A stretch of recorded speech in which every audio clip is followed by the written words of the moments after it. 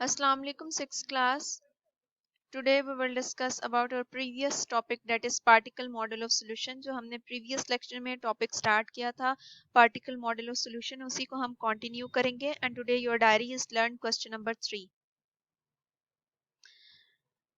हमने particle model of solution को जब स्टार्ट किया था तो उसके अंदर हमने मैटर की 3 स्टेट्स को डिस्कस किया. First one solid, second one liquid and third one gas.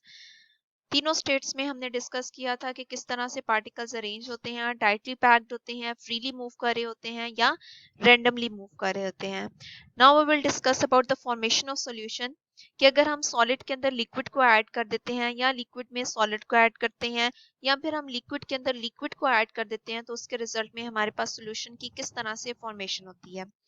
हम सॉलिड सब्सटेंसेस को पहले डिस्कस कर चुके हैं कि सॉलिड सब्सटेंसेस जो हैं उनके दरमियान उनके जो पार्टिकल्स होते हैं वो टाइटली पैक्ड होते हैं और जो लिक्विड पार्टिकल्स होते हैं वो फ्रीली मूव कर रहे होते हैं. लिक्विड के पार्टिकल्स टाइटली पैक्ड नहीं होते. Now we will discuss about solid liquid solution, कि अगर हम किसी सॉलिड सब्सटेंस को लिक्विड के अंदर ऐड कर देते हैं तो उसके रिजल्ट में सॉल्यूशन की फॉर्मेशन किस तरह से होती है. जैसे आप इस डायग्राम में देख सकते हो, हमने सोल्यूट जो लिया है वो सॉलिड फॉर्म में है और जो हमने सॉल्वेंट चूज किया है वो लिक्विड फॉर्म में है. तो हम सॉलिड को लिक्विड में ऐड करेंगे. सोल्यूट क्योंकि सॉलिड फॉर्म में है और सॉलिड फॉर्म में जो पार्टिकल्स हैं वो टाइटली पैक्ड हैं, जैसे आप इस डायग्राम में देख सकते हो. और सॉल्वेंट के पार्टिकल्स टाइटली पैक्ड नहीं है, फ्रीली मूविंग है. जब हम सोल्यूट को सॉल्वेंट के अंदर ऐड कर देंगे तो सोल्यूट के पार्टिकल्स के दरमियान में जो फोर्सेस ऑफ अट्रैक्शन एग्जिस्ट करती हैं वो आहिस्ता आहिस्ता वीक होना स्टार्ट हो जाएंगे. फोर्सेस ऑफ अट्रैक्शन का मतलब ये है कि पार्टिकल्स की आपस में जो बॉन्डिंग है, यानी कि आपस में जो उनकी अट्रैक्शन है वो किस तरह से एक दूसरे को अट्रैक्ट कर रहे हैं, वो फोर्सेस ऑफ अट्रैक्शन कहलाती है, यानी उनकी आपस में जो कशिश होती है.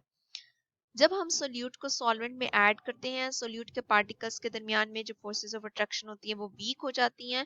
सॉल्वेंट पार्टिकल्स जो होते हैं वो ऑलरेडी फ्रीली मूविंग होते हैं, वो कॉन्टिन्यूसली मूव कर रहे होते हैं, तो वो सॉल्वेंट के पार्टिकल्स सोल्यूट के पार्टिकल्स के साथ मिक्स हो जाते हैं और उसके रिजल्ट में हमारे पास सॉल्यूशन की फॉर्मेशन होती है. जैसे आप इस डायग्राम में देख सकते हो, लास्ट डायग्राम में जो सॉल्यूशन के केस में हमें दिखाए गए हैं पार्टिकल्स, उसमें सोल्यूट और सॉल्वेंट दोनों के पार्टिकल्स इवनली डिस्ट्रीब्यूट है. इवनली डिस्ट्रीब्यूट का मतलब यह है कि ऐसा नहीं है कि एक साइड पर सोल्यूट के पार्टिकल्स हो और एक साइड पर सॉल्वेंट के पार्टिकल्स हो, बल्कि सोल्यूट और सॉल्वेंट दोनों के पार्टिकल्स आपस में मिक्स हैं.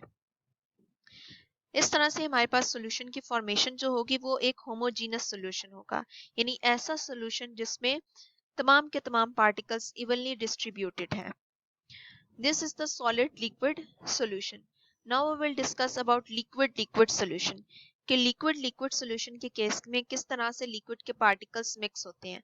जब हम दो लिक्विड्स को मिक्स करते हैं, लिक्विड के केस में हमें पता है कि पार्टिकल्स फ्रीली मूविंग होते हैं, तो वो जो दो लिक्विड्स हम मिक्स करेंगे उनके पार्टिकल्स क्योंकि फ्रीली मूव कर रहे होंगे तो वो आपस में जल्दी से मिक्स हो जाएंगे और उसके रिजल्ट में हमारे पास होमोजीनस सॉल्यूशन की फॉर्मेशन होगी. होमोजीनस का मतलब है कि ऐसा सॉल्यूशन जिसकी अपीयरेंस जो हो वो सेम हो. आप कहीं से भी उसको उठा लो, कहीं से भी ले लो, तो उसकी अपीयरेंस सेम होगी.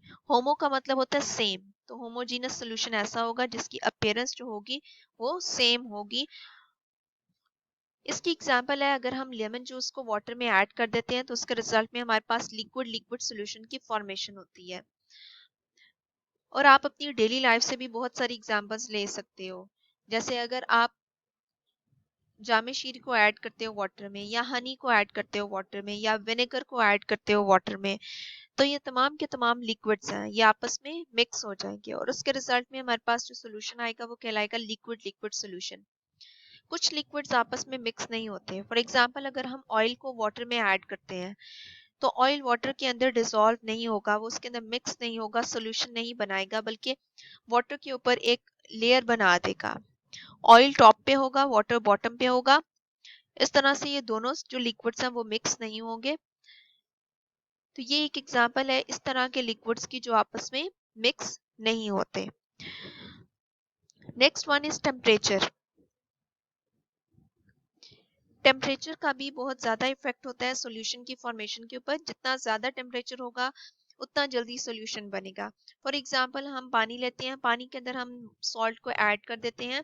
जैसे ही हम सॉल्ट को ऐड करेंगे, हम उसको डिसॉल्व करेंगे, कुछ देर तक तो वो सॉल्ट डिसॉल्व होता जाएगा, लेकिन जैसे जैसे आप फर्दर उसको ऐड करते जाओगे, एक टाइम आएगा कि सॉल्ट उसके अंदर फर्दर डिसॉल्व नहीं होगा। लेकिन अगर आप उसी वाटर को हीट दोगे, आप टेम्परेचर को उसके को इंक्रीज कर दोगे, तो उसके रिजल्ट में ये होगा कि लिक्विड के पार्टिकल्स तेजी से मूव करेंगे, उनकी मूवमेंट फास्ट हो जाएगी।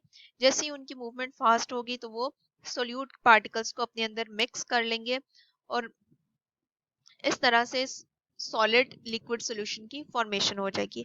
लिक्विड लिक्विड सोल्यूशन के केस में भी यही होता है, जितना आप टेम्परेचर को इंक्रीज कर देते हो, मूवमेंट मॉलिक्यूल्स की जो होती है, मॉलिक्यूल्स का मतलब है यानी पार्टिकल्स की जो मूवमेंट होती है वो उतनी ज्यादा फास्ट हो जाती है। जितनी ज्यादा फास्ट मूवमेंट होगी उतना जल्दी वो मिक्सचर बना लेंगे, उतना जल्दी वो सोल्यूशन बना लेंगे। Now open your books page number 69. We can explain the formation of solution in the light of particle model of matter. हम सॉल्यूशन की फॉर्मेशन को डिस्कस कर सकते हैं पार्टिकल मॉडल ऑफ मैटर को देखते हुए। When we dissolve salt in water, जब हम सॉल्ट को वाटर में डिसॉल्व करते हैं, forces of attraction between salt particles become weak. जो फोर्सेस ऑफ अट्रैक्शन एग्जिस्ट करती हैं सॉल्ट पार्टिकल्स के दरमियान, वो आहिस्ता आहिस्ता वीक होना स्टार्ट हो जाती है, यानी कमजोर होने लग पड़ती हैं।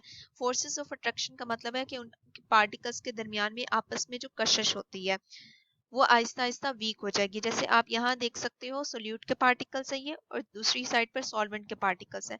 जब हम सोल्यूट को सॉल्वेंट में ऐड करेंगे तो पहले आप फर्स्ट डायग्राम में देख सकते हो सोल्यूट के पार्टिकल्स आपस में एक दूसरे को अट्रैक्ट कर रहे हैं, लेकिन लास्ट डायग्राम में आप देख सकते हो जब सोल्यूशन की फॉर्मेशन हुई है तो इनके दरमियान में डिस्टेंस बहुत ज्यादा हो गया है, इनके दरमियान में अट्रैक्शन जो है वो बहुत ज्यादा कम हो गई है।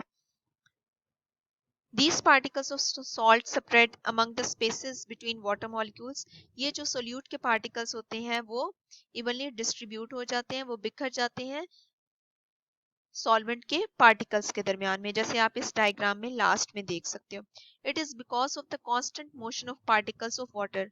और ये किस वजह से होता है? कांस्टेंट मोशन की वजह से। पार्टिकल्स ऑफ वाटर जो होते हैं वो कॉन्टिन्यूसली मूव कर रहे होते हैं, इस वजह से वो अपने अंदर सोल्यूट के पार्टिकल्स को डिसॉल्व कर लेते हैं। Every part of the solution become same. और आप जिस भी साइड से सोल्यूशन को देखो आपको उसकी अपीयरेंस जो है वो एक जैसी लगेगी, इसलिए हम कहते हैं कि हर पार्ट जो सोल्यूशन का है वो एक जैसा नजर आएगा।